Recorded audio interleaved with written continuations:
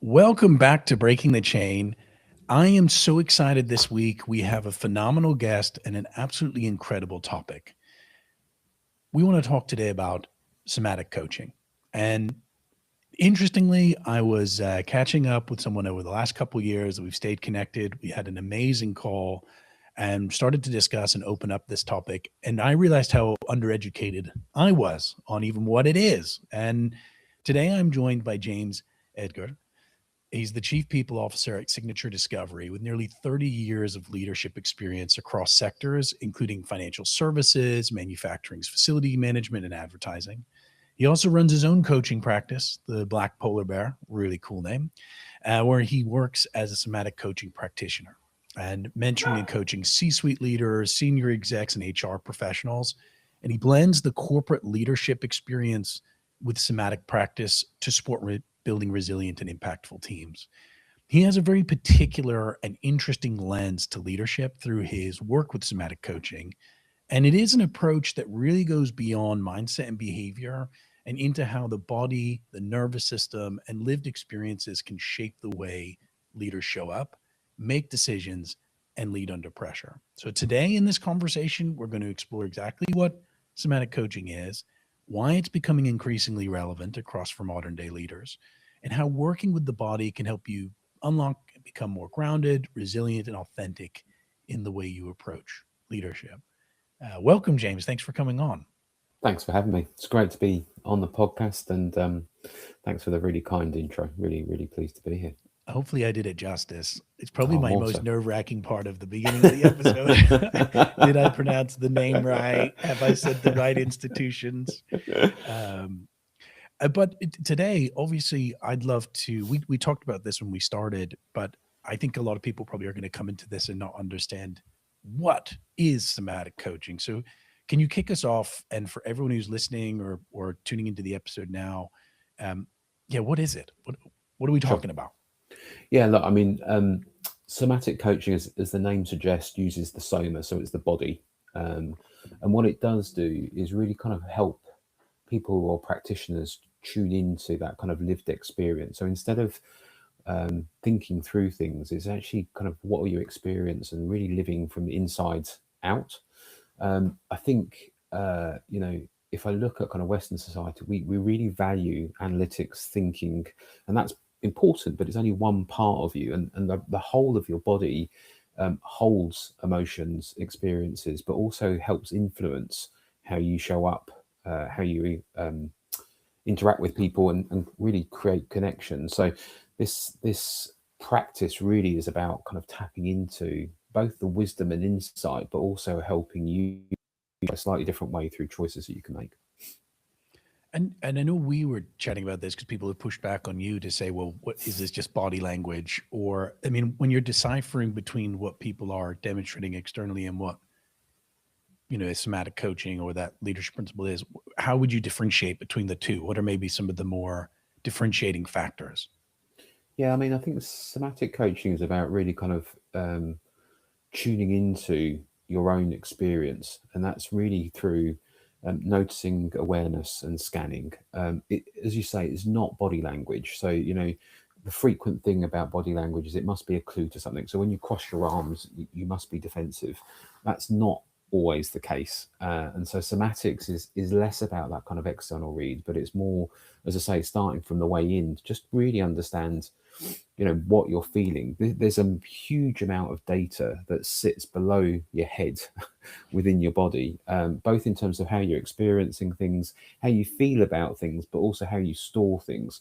So somatic coaching is really starting to try and unpack that, build awareness, but also give people choice. And it's a really useful shift, particularly for people who are kind of incredibly analytical, to actually take a different lens and move away from maybe their kind of well-trodden path to seeing the same issue or same practice or pattern in a slightly different way. And I think there's a body of evidence that's starting to really grow around the importance of soma and somatics. There's huge amounts of um, research now that talks about the amount of information that kind of passes from the brain down and back up. So one of the biggest nerves is the polyvagal nerve. Actually, there's huge amounts of data that shows actually there's twice as much information coming up from the body into the brain than actually going down. So it shows you that the body and the nervous system actually work in tandem together. And actually this type of coaching is really trying to tap into that kind of really holistic practice. And what sort of brought this to your attention? Like, what got you thinking about somatic coaching or wanting to give this more focus within your own practice? Or I guess, when did you recognize personally that this was quite like something to further explore or bring like voice to? Yeah, I mean, I'll be honest, I hadn't really heard of it until I actually started training as a coach about 12 years ago. And I had a somatic practitioner come and demonstrate some of the techniques. And what really amazed me was just how much movement I managed to get just in role playing and practicing with a practitioner in a really short space of time. And I would have told you probably going into that, it might not be for me, lots of stuff around that feels a bit new age. It feels quite hippie. It's, a bit out there. But what really triggered something in me was just actually a lot about my own self-awareness. So I was highly analytical and still am. But what it really did do is kind of tune into kind of repeating patterns that actually I held or was doing, and just noticing some of that allowed me to be a bit more choiceful about what I wanted to do. And it's one of those things that, it feels quite hard to grasp because it's not as tangible as a very clear process that you might write down. But you can see it kind of just in day-to-day lives. When my kids were younger, I think I mentioned this to you before, I watched them in the playground, and it's interesting to see how kids get drawn to some kids but not others. And that's not because they've spoken anything between them. It's just this natural connection. It really got me interested in understanding, that kind of power of presence, but also that power of connection. And as I've gone through and developed my practice, I'm still developing. I think there's always continual development with it. I've just found it incredibly powerful with clients who get stuck, and their patterns allow them to get stuck and repeat that stuckness. And somatics is a really powerful way of just unsticking them and giving them a different way of thinking about it, experiencing it, and also interrupting some of those patterns. It's super popular, particularly in counselling and therapy, and so I've kind of just helped move it into the coaching space, and I've worked with fantastic practitioners that have just really opened my eyes. But it's kind of allowed me to see different situations in very different ways, and then equally kind of bring that into my coaching practice with customers and clients as well. Do you think it's more applying it to yourself, or is it more about how it's impacting other people? Because obviously we can chat around breathing exercises and control, and I'm sure they're very much interconnected. But I suppose when you're maybe coming to someone and starting to introduce this topic and working with a new client, what's maybe the primary benefits? Is it initially, hey, I'm actually how I show up for other people, or is it how you show up for yourself? Yeah, the work we do is always starting with the individual first. It's really to try and raise the awareness for them, and it varies on the client, obviously. But what we try and do is really just get some real depth to their own self-awareness, whether it's in a particular situation or more generally. And my coaching framework is really trying to look at what makes people tick and understand that real depth, and so then you can start making some sustainable change that's authentic to people. And so I think then you're working on connection. And when I look at leaders of today, it becomes an incredibly complex world. We talked about VUCA a couple of times in some of the chats that we've had, right? As a leader right now facing into just that volatility, it can feel quite overwhelming. And so actually some of the somatic practice is really about how you come back to settling that nervous system. It's not always about knowing everything, but it's actually bringing you back down to a state where actually you can make good decisions in that moment that's actually kind of lasting and authentic to where you are. That's really interesting. I think I really want to open up in this session around the practical applications, and maybe some things that people can take away from this session. But why do you think, and especially I guess since you've started getting involved in somatic coaching, but why do you think this is maybe so important and relevant now in the context of leadership and personal development? And yeah, I know we had some really amazing conversations, and we will get into maybe the influence of somatic coaching in an AI driven world, but just in general, why do you think this is something that people should be really taking note of and emphasizing their development on? I mean, I don't think it's a well-known field actually, and I think it's growing both in terms of awareness and popularity, which is a good thing. But it probably shows the power of it. I suppose for me, it really centers on what you see as leadership, and so for me, I think leadership is really about how you can show up, provide clarity, but also create great followership. And in doing so, and then I'm sure you'll be thinking about leaders where, people can say that they want to go this way and have conviction to it, but you don't always feel that that commitment is congruent or you can buy into it, Mm. and so there's something in that that says actually, to really build trust, it's how you build that kind of authenticity and followership. And I think for me, leadership is very much about how do you tap into what's really important for you, what's your purpose, whether it's in this particular challenge that you're facing, or more wider in terms of really what you want. Oh, I think we might have lost our guest. We've lost my co-host, and we've lost my guest, which is amazing. If you're just joining us here today, we're discussing. I see we've got a few new followers from YouTube and LinkedIn. We're joined today by James Edgar, who is the uh, chief people officer of um, Signature Discovery, and an executive coach from Polar, the Black Polar Bear.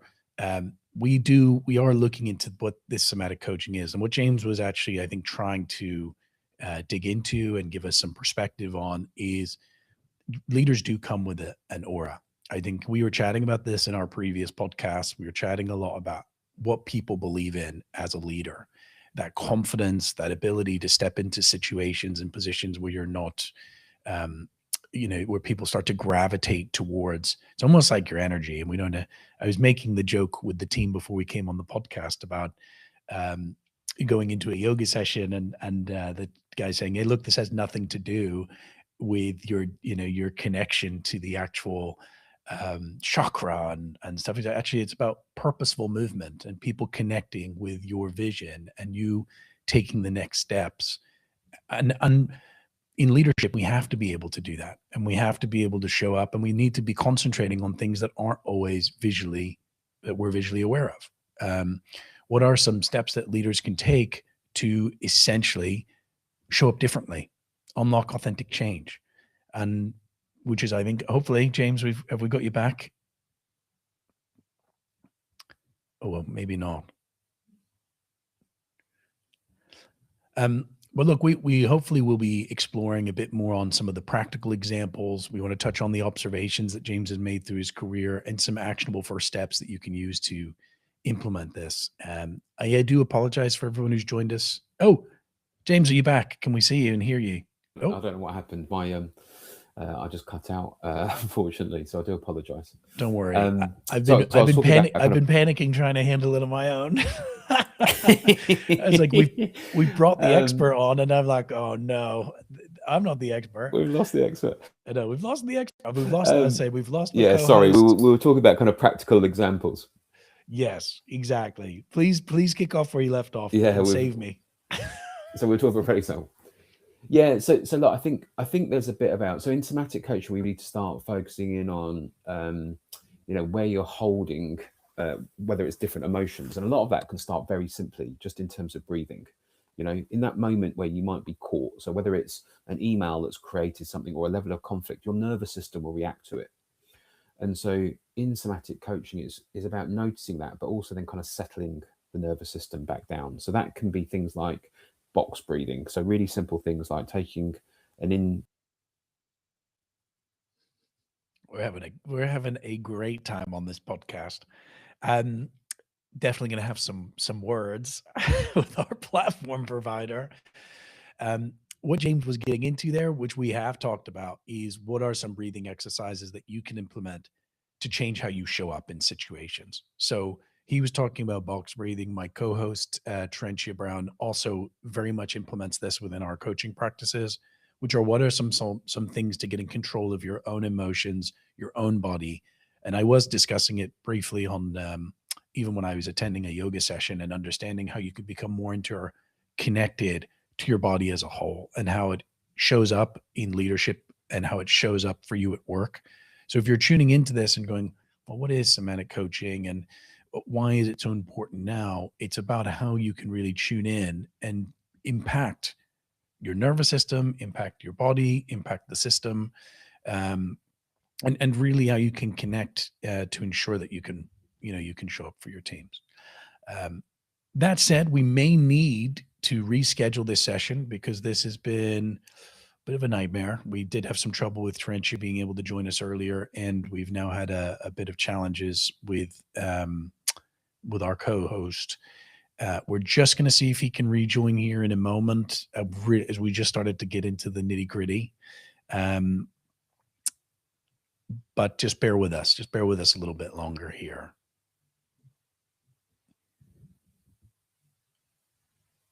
Earth to James.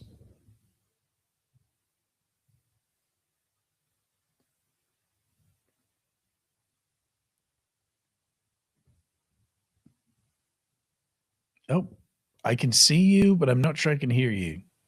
Can you hear me now? I can hear you now. I can't see. You're back. Yeah, sorry. Right. I'm That's not okay. sure why I keep dropping out. We'll give it. Let's give it one more big go here. And if we have too much trouble, we can always reschedule this session. And we do apologize, guys. I know this has been a lot of technical difficulties from our end. James, please continue. You were talking about box breathing and exercises that people can implement. So I was talking about kind of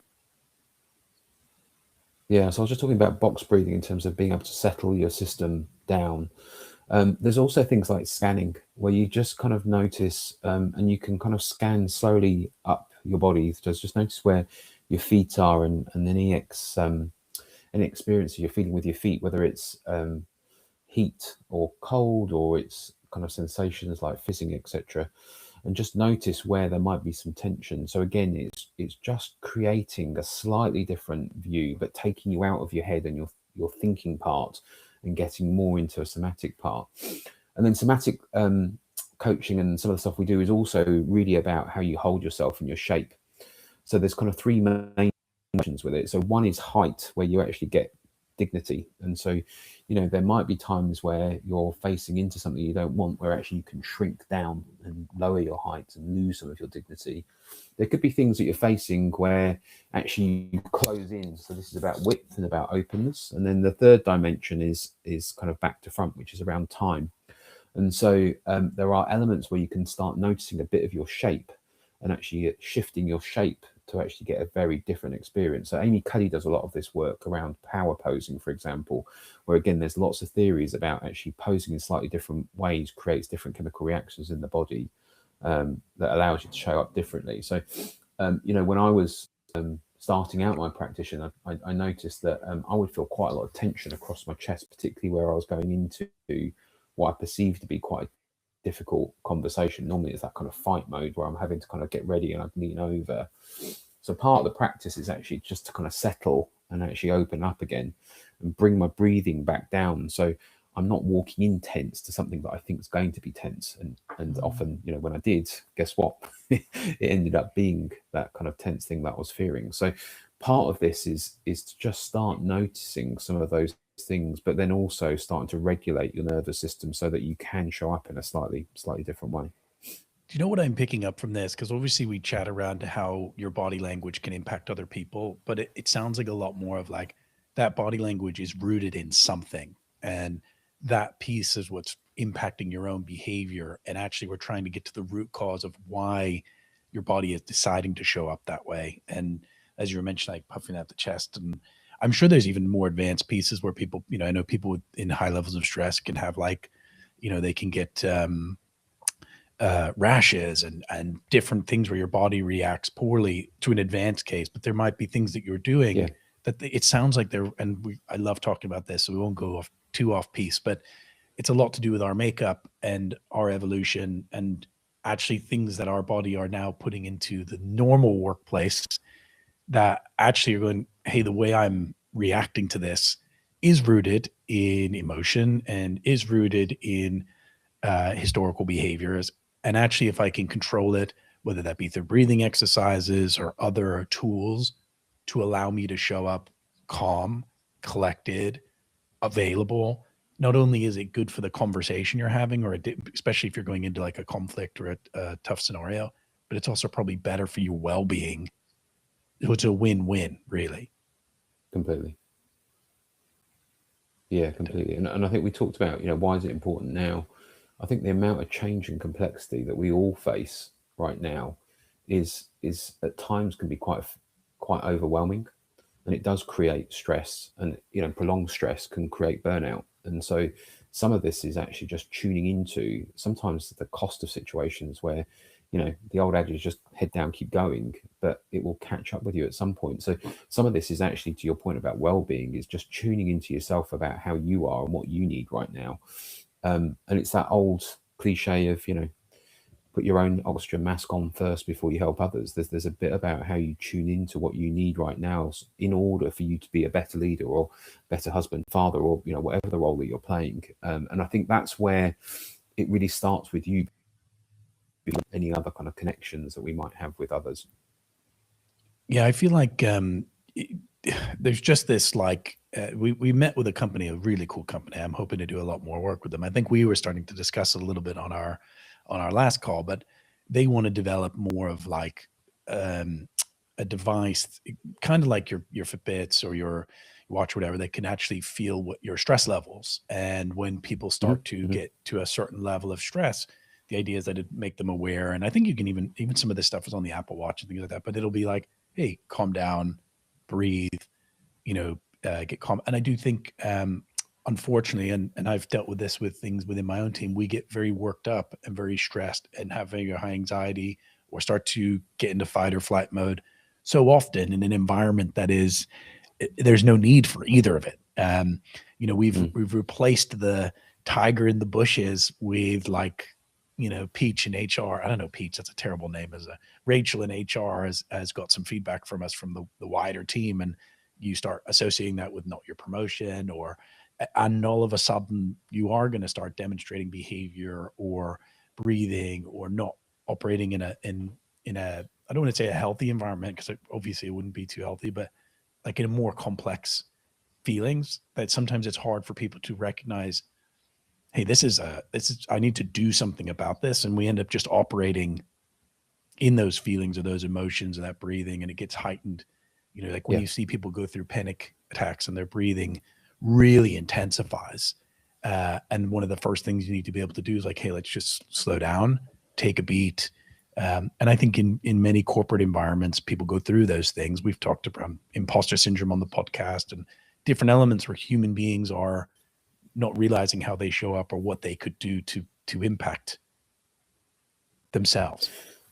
I think that's really spot on, and I think some of somatic coaching is really helping you try and get clues to some of that even before you get to that point of realization. Like I say, there's huge amounts of data that kind of gets generated for you before you have, unfortunately, I hope you don't, but if you got to a point of a panic attack or a breakdown, there are clues that the body will be showing you up till leading up to that. And part of the somatic practice is building that awareness, so you don't have to get to that point. You can kind of self-regulate before that.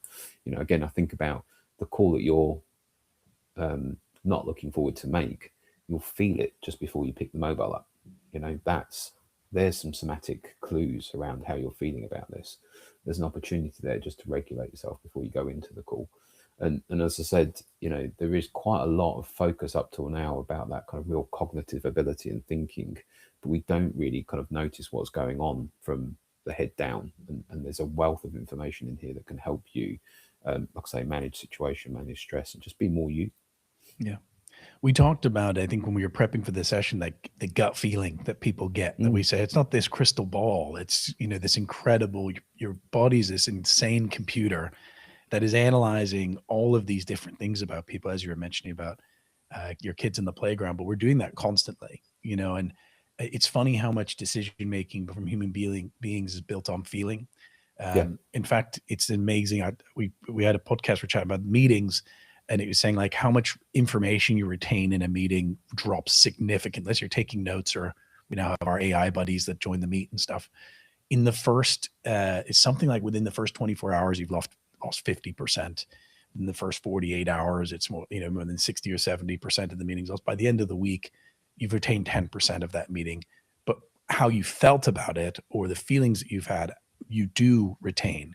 And we talk around even how people, human memory is quite, let's say, broad. I love this on like detective shows, right? They say like eyewitness testimony is so like difficult to, it's actually not like reliable evidence, but because we are so emotional and we are caught up in how that interaction actually made us feel. And so if you're a listener, if we've got listeners on now, what's maybe a first actionable step? So that we've started to understand somatic coaching.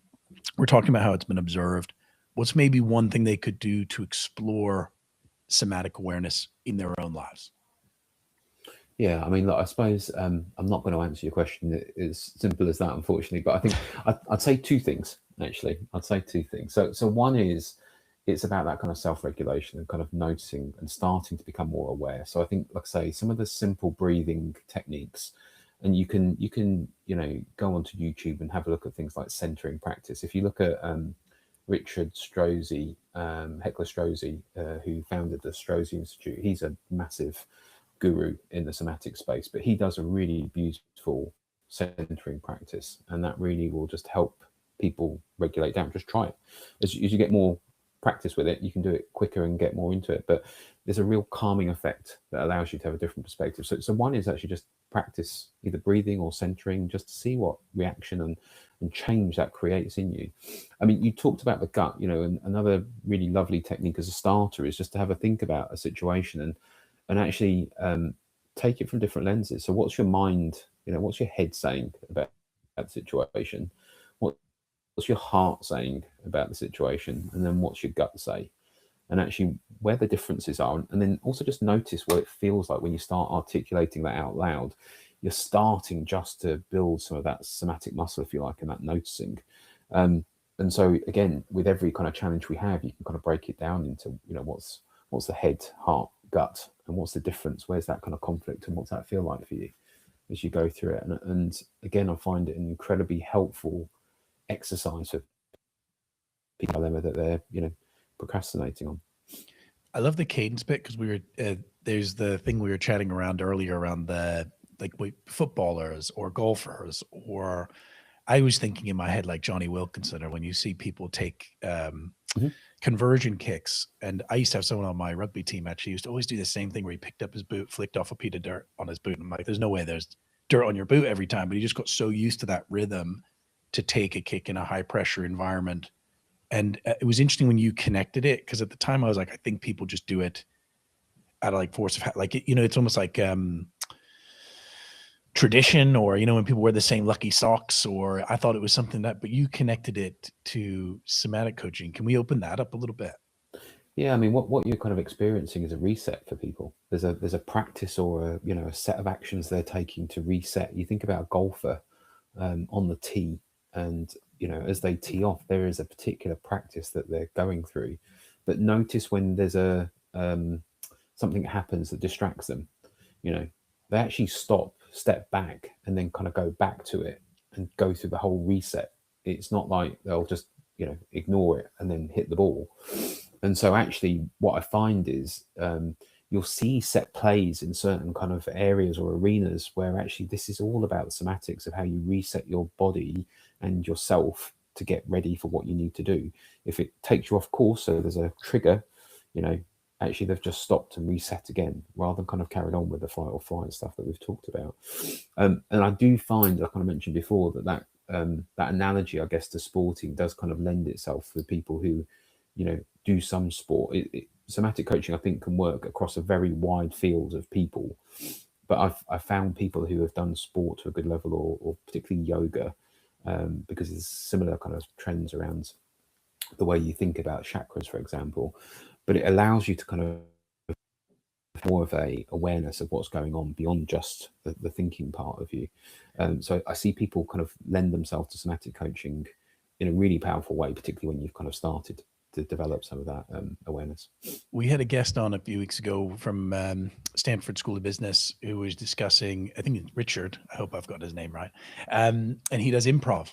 And I remember doing Hmm. improv in school, and actually performers on like public speaking for me can be some weirdly, I used to be amazing at it when I was a kid. And then for some reason, as I got older and I started caring about other people's feelings, there are some exercises I used to do where you like grip your hands or rink your feet or little things that would help me Mm. control going into what I find a very high pressure environment. And I loved when we were connecting the dots because you were saying actually people who've gone through sports or performances or whatever lean more into this because they're quite used to. I mean, I got to play, luckily, long enough rugby at a decent level.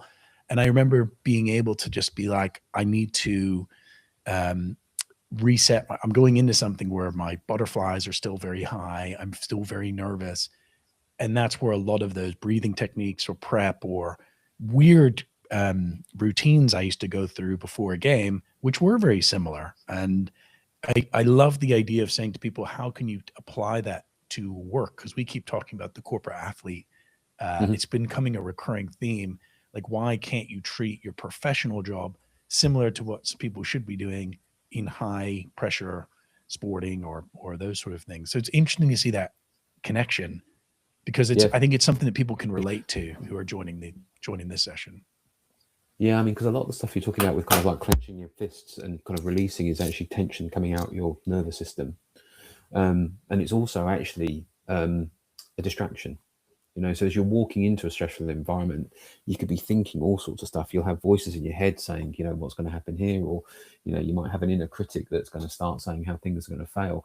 But actually kind of noticing your hands, kind of thinking about your feet is a distraction and a way of just coming out of your head and again resetting. It's super important. um, and I think there's lots of again theories about kind of the two speeds of the brain, or the kind of chimp paradox about Steve Peters. It's a really complex thing up here, but actually sometimes this doesn't serve you because there's an override in some of the thought patterns.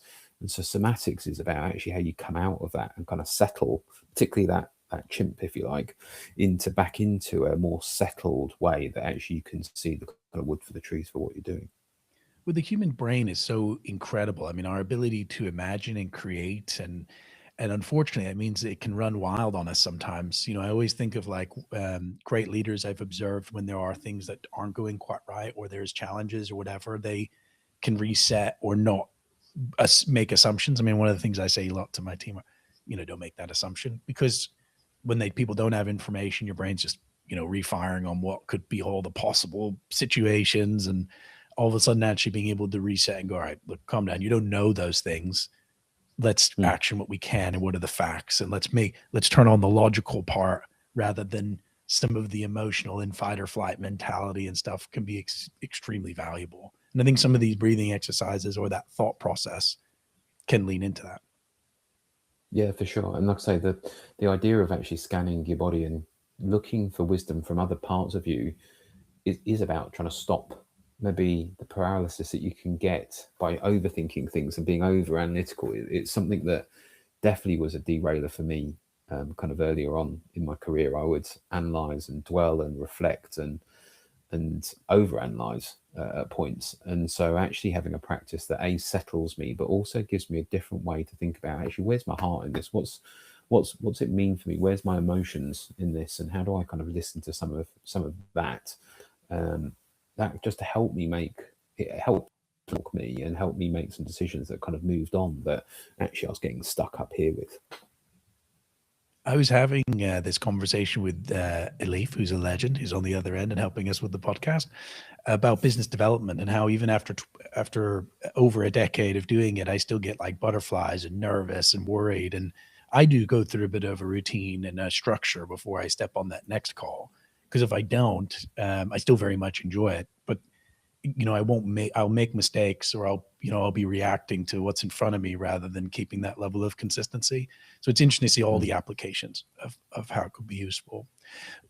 Let me pivot. Well, it's not really a pivot from the same conversation, but we were chatting around. I think there's been this rise of AI Mhm. environment. I think it's interesting. We were at HR Connected, HR leadership event in Paris a year or 2 years ago, and you could see all these AI tools popping up for coaching and emotional support and recruitment. And, we're taking away this this human element. And it was interesting. We were chatting around this human connection piece, that gut feel.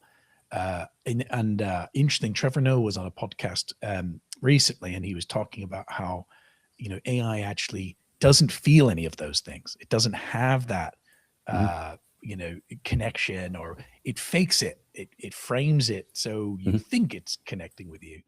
Um, but why do you think in this digital age, as we start to go into this next change, this somatic coaching and the human element is so critical?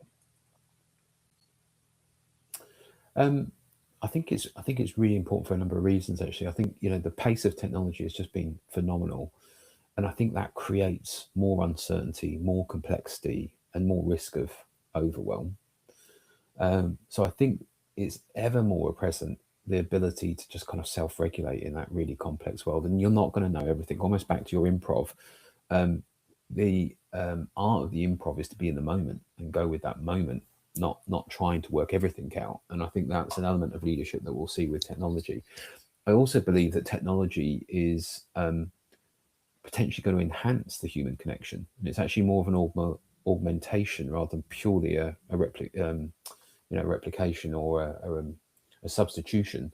And actually, when I look at technology now, I mean, it's going up the curve really quickly. So this is definitely a moment in time. But what it's doing really well is it's automating a lot of repetitive stuff, and it's also doing a lot that maybe is unsafe. So I think about, depressingly, things like the war at the moment. A lot of that is now with drones and technology. So it's freeing up, if you like, the human to have slightly different perspective and role in life. I still think people will need to connect with other people. We're social animals, and when you think about, even just selling, you're selling really from someone. I still think you need that human connection to make that work. And you're right, AI now is really starting to proliferate in things like coaching and leadership development. I've read somewhere that coaching bots are now starting to get up to kind of practitioner levels with certified governing bodies in coaching. So it's learning that cognitive part, but it hasn't learned the emotional part and that connection piece. And so my belief is that actually I think there'll be even more reason why we have to develop those kind of emotional skills and relationship skills, because actually technology is going to move that way. And I think there's going to be both a need for it, but also a dearth of that development as well. I look at a lot of career paths that are now starting to be taken over by some AI. What we really want is we still need a level of expertise with it, right? It's still making mistakes. My worry is, how do you get that expertise when some of those kind of early career jobs are now starting to be overtaken by AI? Um, so I still think there's going to be a human element to it. And I saw this kind of phrase about, how we move from IQ to EQ to change quotient and now to human quotient, because actually there will still be a human element to our connection, whether it's to an AI tool and to a human or both. That kind of triangle is going to be quite an interesting. I still believe it's going to be there, despite all the technology. Um, it hasn't replaced being in the same room with someone. Teams allows us to connect with people across the globe, but it's still not the same as being in the same room. And there is something about that human connection that will still remain despite where technology is at the moment. I don't want to. We'll get on different time. If I go down your AI channel too far, we'll be here for another hour. And if I get on my if I put my anthropologist hat on, I'll also take us on a wild goose chase. But what I love is, I think people forget that human beings evolved. We weren't the strongest. We weren't the biggest. The biggest part was our ability to communicate and cooperate and build relationships outside of a group of people of 10 to 15. When Neanderthals existed, they were much stronger, bigger. They had bigger brains than we did. Could have easily dwarfed us as the strongest, I guess, sapien species. But human beings were able to do that because of our amazing ability to cooperate and build relationships and trust. I mean, I think it's something out of like monkeys and capuchin. They only have certain limited sizes that they can cooperate in. I think it's up to like 100, 150 as a capuchin monkey, or a bamboo, not a bamboo. That's not right. A baboon. That they can study, because it's built off of direct relationships and what they can witness and see in person. And we are operating companies on massive levels of cooperation and feeling. So, these things, they make a massive difference, because you need people to be able to follow you as a leader and connect with you as a leader.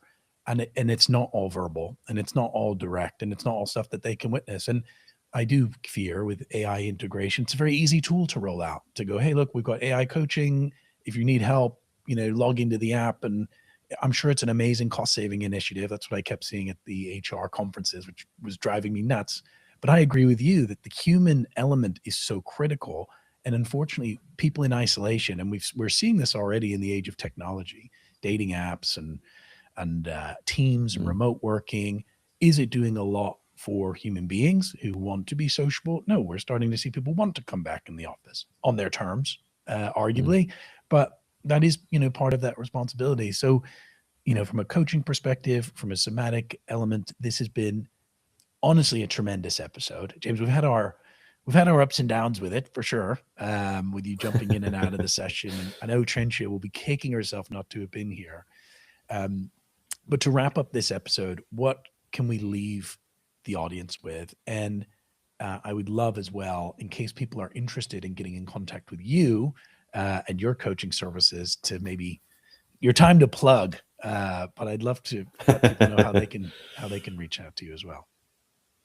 Yeah, I mean, what I'd love to do is just kind of leave the listeners with just to kind of open the door about the power of somatic coaching, because I've seen it with myself and firsthand, being a practitioner with others, just the immense power it can have to open up people and help people with the challenges they're facing. And it can start, like I say, with really simple things like breathing techniques and awareness. There's more and more coming out, but I definitely point people towards things like the Strozzi Institute, who are kind of leading lights in this field. But I'm convinced by the power of this, and I think it will become more and more mainstream as we go through the next kind of period, particularly with technology advancement. I'm super passionate about it. It's a practice that I continue to do with myself, but also with clients, because I really see the benefit of it. But it just starts with that first awareness, and it's how you build that muscle of awareness, and then you can make choice, and through that choice you can take different actions. So if anyone does want to contact me, probably the best thing to do is email me at james.blackpolarbear@gmail.com. Happy to come back to you, but like I say, it's been a great episode. Really enjoyed the conversation. I apologize for the technology. There's been a bit of a blocker. It's my fault or your fault. It's been very... I feel like it's our fault. But we got there. I love the name of the company as well, Black Polar Bear, which is pretty awesome. Yeah, guys, I did it because black polar bears have black skin, and you don't often see that with the fur that they wear, and it's about how you go a bit deeper than just skin depth, and that's the premise. I don't want to call you out in the podcast, but I heard somewhere that polar bears had transparent, which doesn't make sense to me now that you're saying it. It definitely it feels like it should be white fur, but I had a feeling it was like reflective, or it was like clear, and he can't defend himself. Well, hey guys, on that note, I was going to say that I thought it was because they had transparent fur and actually the white snow showing through it, but that wouldn't make sense because they're not translucent. But anyway, on that bombshell, thank you everyone for joining the podcast today. I know we've had our technical difficulties and our ups and downs. This has been a tremendous episode, and I really encourage you, if you're enjoying these sessions, join us again next week. It's 12 p.m. Midday on your lunch break. If you're based in the UK, if you're in the US, grab a bit of breakfast, join us live. But if you're interested in coming on the show, or you want to know some more information, email us at info@impeltalent.com. Please check us out. You can subscribe on Apple, anywhere you get your podcasts. Actually, we're on all stations, or subscribe to our YouTube. And thank you all for joining, and I hope to see you all next week. Thanks.